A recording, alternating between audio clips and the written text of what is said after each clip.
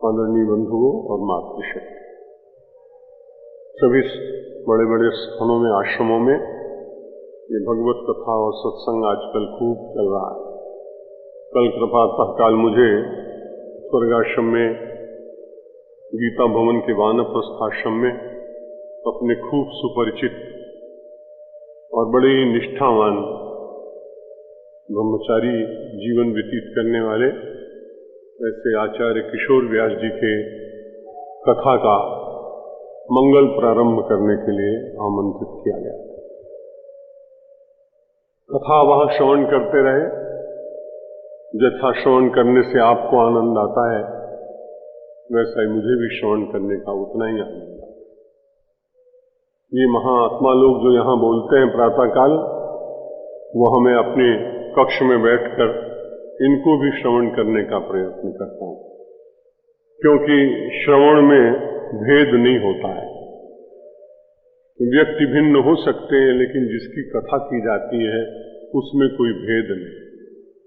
वो अनंत की कथा है, वो मानव जीवन के निर्माण की चर्चा है, वो अपने मन प्राण बुद्धि को परमेश्वर के साथ पिरो देने का चिंतन है।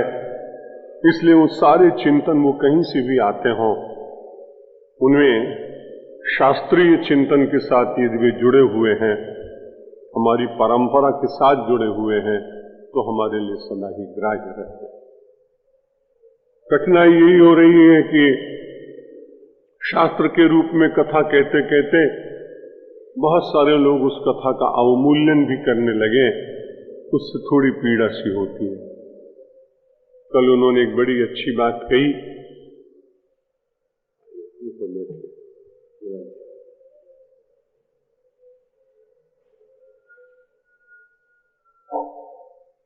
हमारे नगर के बड़े सुप्रतिष्ठित हैं विद्वान, आए हुए हैं, बड़ा अच्छा लग रहा है।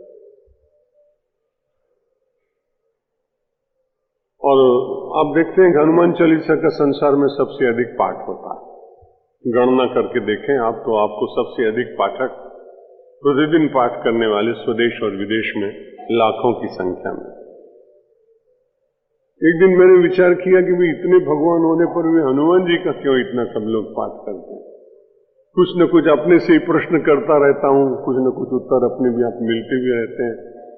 मैंने कहा कि हनुमान जी के पास एक वस्तु है, राम रसायन तुम्हारे पासा, सदा रहो रघुपति के दासा। आयुर्वेद का मुझको बहुत ज्ञान नहीं है, लेकिन कुछ मित्र ऐसे हैं जो मुझको कभी कभी जाड़े में मिल जाते हैं, ठंडक के दिनों में, शीत ऋतु में।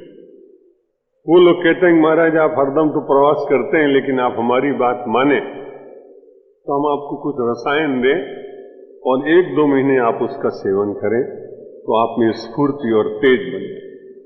मैंने कहा भाई अनियमित जीवन में मैं ले नहीं सकूंगा, लोग दे देते हैं, फिर मैं किसी को दे देता हूं, उनका मान रक्षण हो जाता है और मैं अनियमित जीवन जीने के कारण, प्रवास के कारण वो सब ले नहीं पाता।